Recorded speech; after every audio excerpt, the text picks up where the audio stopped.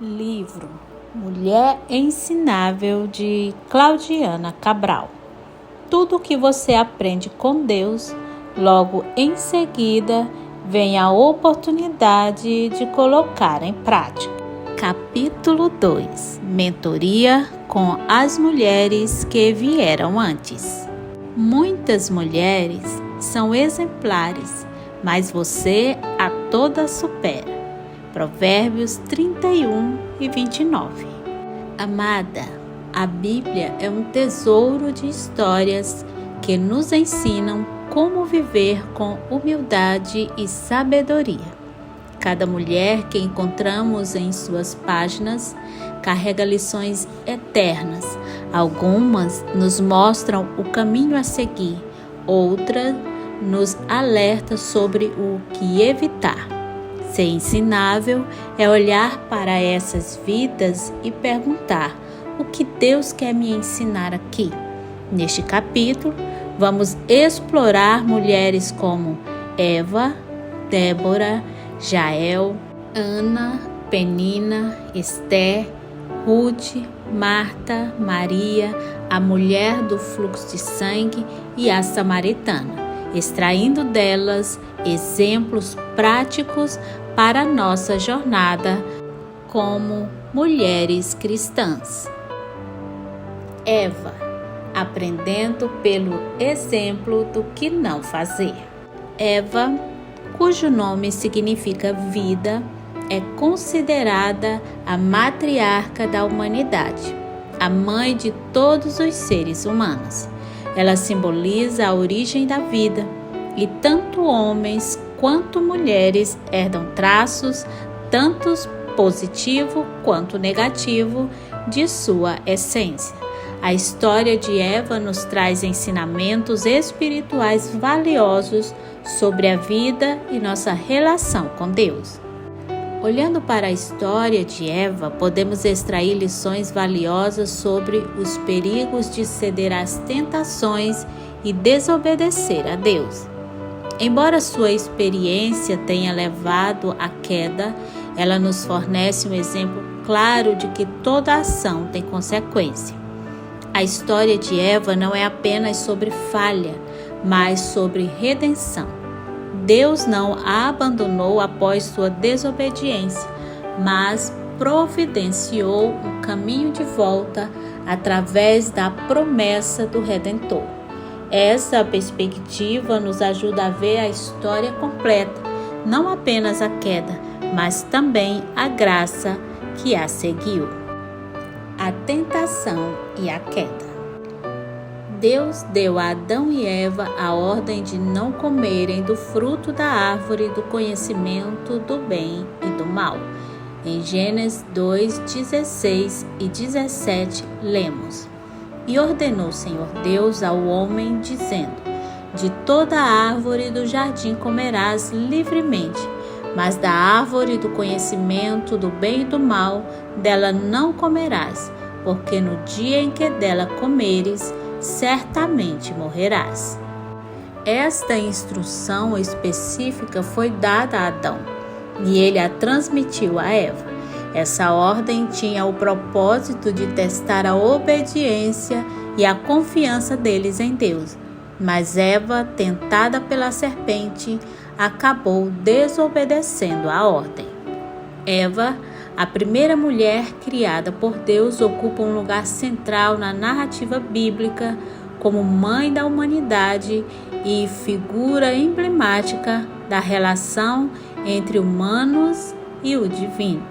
Sua história, frequentemente associada ao pecado original, também revela profundas lições de humildade que vai além do seu momento de falha e iluminam sua jornada de crescimento espiritual.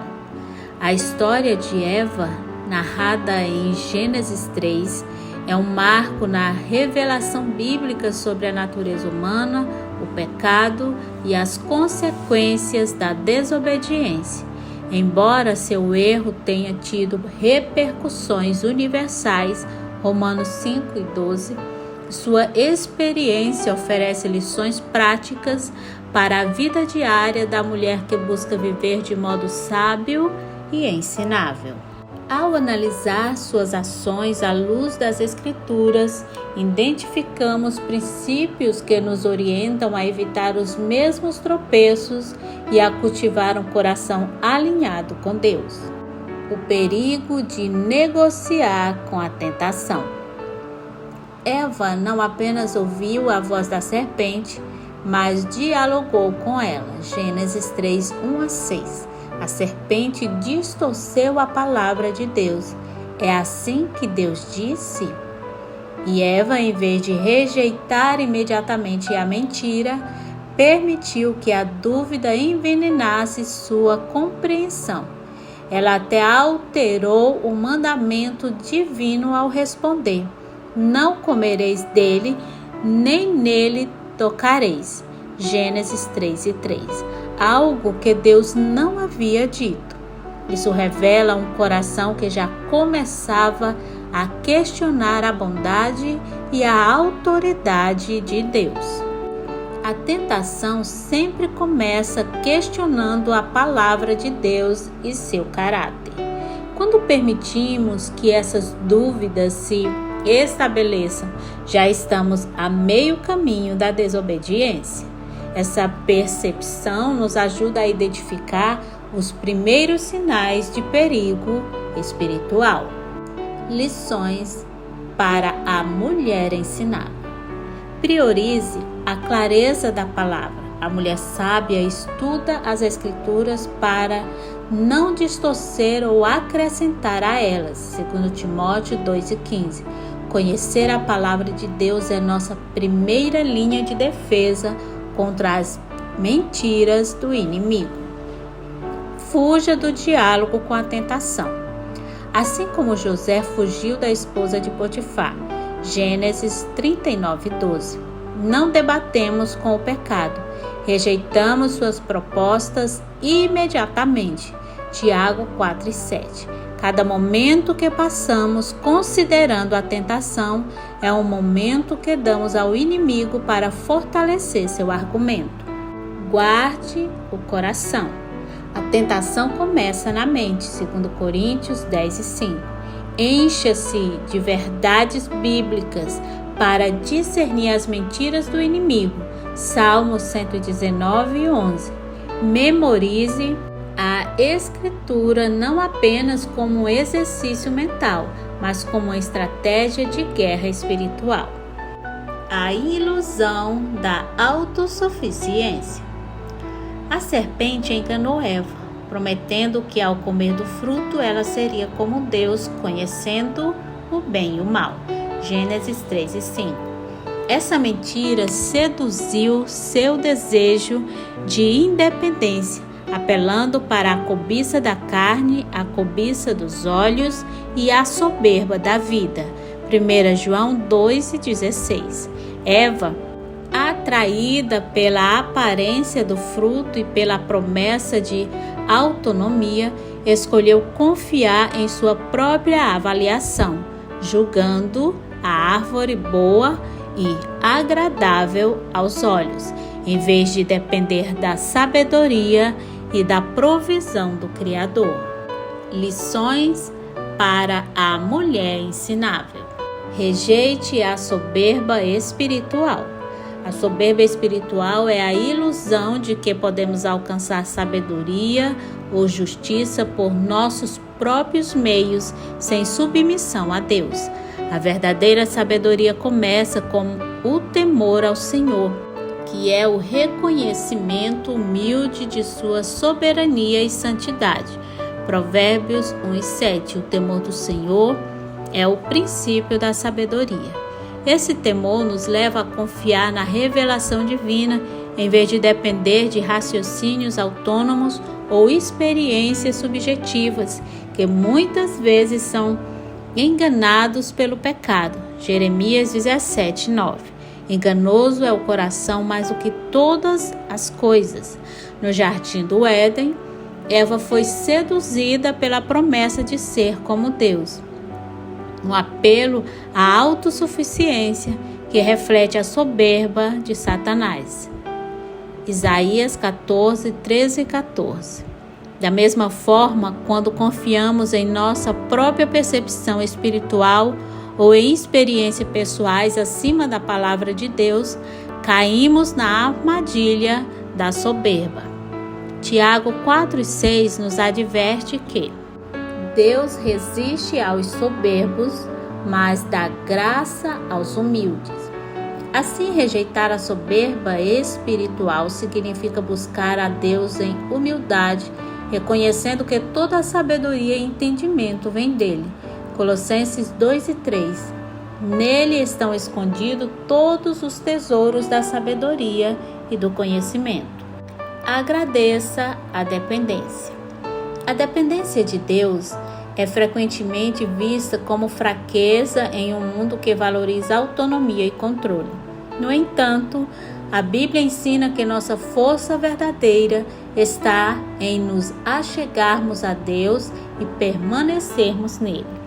Jesus afirmou em João 15:5: sem mim nada podeis fazer, destacando que nossa capacidade de produzir fruto espiritual depende inteiramente de nossa conexão com Ele. Essa dependência não é uma limitação, mas uma fonte de poder e segurança, pois o poder de Deus se aperfeiçoa na fraqueza. 2 Coríntios 12 e 9.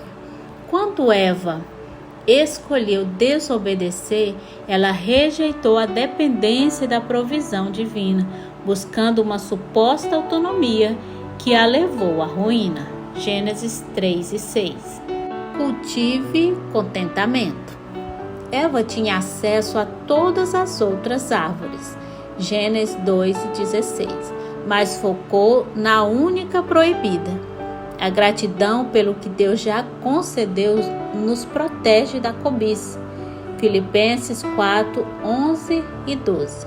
A gratidão pelo que Deus já concedeu nos protege de desejar o que Ele não designou para nós. Hebreus 13, 5 exorta: sejam vossos costumes sem avareza, contentes com o que tendes, porque Ele diz: não te deixarei, nem te desampararei. As consequências da desobediência coletiva. Embora Eva tenha sido enganada, 1 Timóteo 2 e 14, sua escolha teve consequências que impactou toda a humanidade. Romanos 5 e 12. Adão, que recebeu o mandamento diretamente de Deus, Gênesis 2 e 17, também falhou em liderar e proteger sua esposa. A queda ilustra como escolhas individuais, movidas pelo pecado, não apenas afetam o indivíduo, mas também prejudicam profundamente os relacionamentos, especialmente no contexto familiar e comunitário, rompendo a harmonia estabelecida por Deus e introduzindo conflito e separação. Gênesis 3, 16 a 19. Lições para a mulher ensinável. Responsabilidade comunitária. Nossas escolhas nunca são totalmente isoladas. A mulher sábia considera como suas ações influenciam os outros. Romanos 14, 7. Cada decisão que tomamos cria ondas que afetam aqueles ao nosso redor, para o bem ou para o mal. Busque e ofereça prestação de contas. Eva estava sozinha ao falar com a serpente. A vida em comunidade, igreja e família é proteção contra enganos. Eclesiastes 4, 9 a 12. Cultive relacionamentos onde você possa ser honestas sobre suas lutas e receber sabedoria e apoio. Liderança amorosa.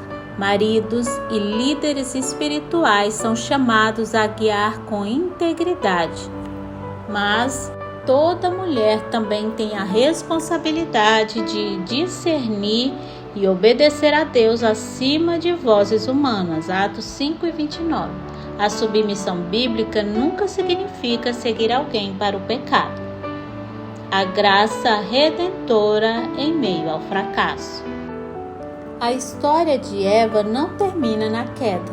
A promessa de um redentor em Gênesis 3:15, a semente da mulher, aponta para a esperança futura. Eva, assim, torna-se símbolo da sabedoria que surge do arrependimento e da humildade que abre portas à redenção. Seus erros não a definem, mas ilustra a jornada humana de aprender a confiar em Deus, mesmo após falhas. Sua história ensina que a verdadeira sabedoria começa com o reconhecimento da própria vulnerabilidade, e a humildade se fortalece ao aceitar a misericórdia de Deus. Em Eva, vemos não apenas o início da queda, mas também o alvorecer da esperança redentora. Eva torna-se, assim, o espelho da condição humana, sujeita à fraqueza, mas também alvo da misericórdia divina. Aprendemos então que a tentação não começa com o ato, mas com a distorção da palavra de Deus. A serpente questionou: foi assim que Deus disse? Semeando dúvidas sobre o caráter divino. Eva, por sua vez, alterou o mandamento original ao responder: Deus diz, não comereis dele nem nele tocareis, adicionando uma restrição que Deus não havia estabelecido. Esse episódio alerta para 1. A importância do conhecimento preciso das Escrituras, evitando interpretações humanas que corrompem a verdade. 2. A necessidade de vigilância espiritual, pois o inimigo age sorrateiramente, explorando desejos legítimos como o de ser como Deus, para corrompê-los. Embora Eva tenha caído, Deus não a abandonou. Em Gênesis 3:15, ele promete um redentor que esmagaria a cabeça da serpente, uma profecia cumprida em Cristo. Gálatas 4:4 e 5. Isso mostra que mesmo após o pecado, há esperança de restauração para quem se arrepende. Corra para a cruz. O pecado de Eva aponta para nossa necessidade de Cristo. Em vez de se paralisar pela culpa, a mulher ensinável busca perdão em Jesus. Nossos fracassos não são o fim da história quando os levamos aos pés de Jesus. Ele transforma nossas quedas em oportunidades para sua graça brilhar. Lições para a mulher ensinável. Ensine às próximas gerações. Assim como Eva foi mãe de todos os viventes, as mulheres cristãs são chamadas a discipular outras na graça e na verdade. Nosso maior legado não é o que conquistamos, mas quem influenciamos para Cristo. Viva na esperança. A história de Eva não termina no jardim, mas aponta para a vitória final de Cristo sobre o pecado. Mesmo em falhas, podemos nos levantar e caminhar em novidade de vida. Nossa história não termina em nossos fracassos, mas na redenção que Cristo oferece. Eva nos ensina que a desobediência começa com pequenos desvios da palavra, mas termina em ruptura com Deus. Porém, sua história também revela que o Senhor transforma fracassos em oportunidade para manifestar sua graça. A mulher sábia, portanto, como diz Provérbios 9:10, o temor do Senhor é o princípio da sabedoria. E a mulher que aprende com os erros de Eva escolhe caminhar não na sombra da árvore proibida, mas na luz da obediência amorosa ao Salvador. Eva, sua vida aponta para a esperança escatológica. Mesmo nas cinzas da queda, há sementes de redenção que florescem na cruz. Os não de Deus como cerca de amor. Imagine uma criança brincando perto de um quintal cheio de flores lindas, mas que fica à beira de um precipício. O pai, com todo carinho diz: filho, não pule a cerca, não vá além desse limite. Aquele não é uma prisão, mas uma prova de amor. Assim é com Deus. Quando Ele colocou Adão e Eva no jardim, deu a eles um jardim inteiro para desfrutar. Liberdade, beleza, vida em abundância. Mas ali, no meio de tudo, havia uma árvore com um não bem claro. Dela não comerás. Por quê? Porque o não de Deus nunca é um capricho, é uma proteção. Os limites de Deus não são muros de prisão, mas cercas de proteção. Eles não restringem nossa liberdade, mas a definem e protegem. Ao adotar esta visão, começamos a enxergar os mandamentos divinos de uma nova forma, como bênçãos e não mais como fardos. Esse limite revela a soberania de Deus, que sabe o que é melhor para nós antes mesmo de entendermos. Ele não é um Deus que nos deixa soltos para tropeçar na nossa própria curiosidade destrutiva. O não para aquela árvore era como uma cerca divina, guardando Adão e Eva de algo que eles não estavam prontos para carregar. O peso do conhecimento do mal, que traria separação, dor e morte. Deus não disse não para roubar a alegria deles, mas para preservar a vida que Ele mesmo soprou neles. Deus é aquele Pai que conhece a gente melhor que a gente mesmo. Ele sabia que se Adão e Eva comessem daquela fruta, iam acabar se machucando feio. Não era só uma regra boba, era um cuidado. Às vezes a gente acha que o não de Deus é Ele sendo chato, mas é Ele dizendo: confia em mim, eu vejo o que você não vê. Os limites que nos sustentam. O trem corta os vales e montanhas, deslizando veloz sobre os trilhos. O que o mantém em movimento seguro e firme em seu curso são justamente aquelas linhas de aço que parecem limitá-lo. Sem eles, perderia o rumo, descarrilaria. E quando algo dá errado, o que dizemos? O trem saiu dos trilhos. Não falamos que os trilhos falharam, mas que o trem os abandonou. Os trilhos nunca traem. Quem se perde é quem dele se afasta. Da mesma forma, o peixe vive e se move dentro do líquido universo que o cerca. A água é seu limite, mas também é o que lhe dá vida.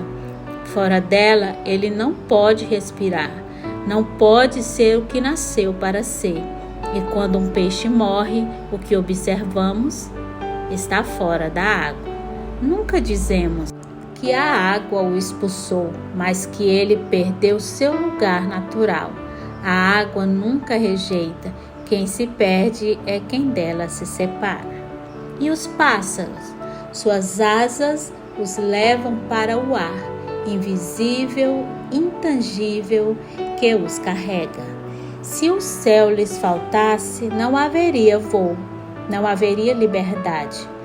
O ar os delimita, sim, mas é também o que os faz livres e que lhes permite dançar entre as nuvens.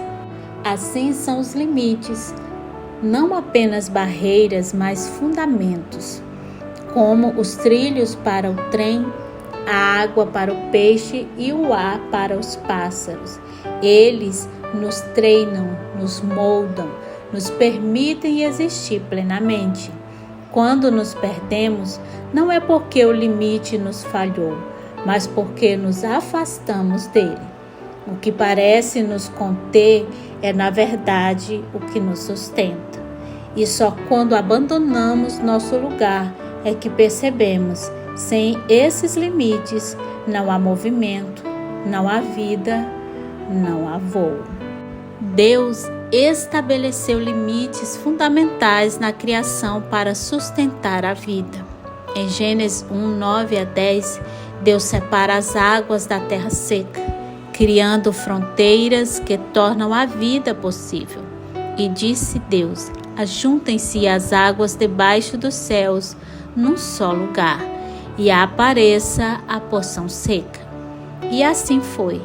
Essas divisões refletem um princípio de ordem, onde limites não restringem, mas proporcionam o ambiente para a vida florescer. Em Gálatas 5:13, Paulo adverte: porque vós, irmãos, fostes chamados à liberdade. Não useis, porém, da liberdade para dar ocasião à carne, mas servi-vos uns aos outros pelo amor. A liberdade cristã é vivida dentro dos limites do amor e da obediência que orientam e sustentam a igreja. Adão e Eva desobedecem ao limite estabelecido por Deus ao comerem do fruto proibido, buscando autonomia fora dos limites divinos. O resultado não é liberdade, mas alienação, vergonha e separação de Deus. O afastamento do limite divino leva à perda da comunhão e da plenitude que Deus havia planejado na vida hoje.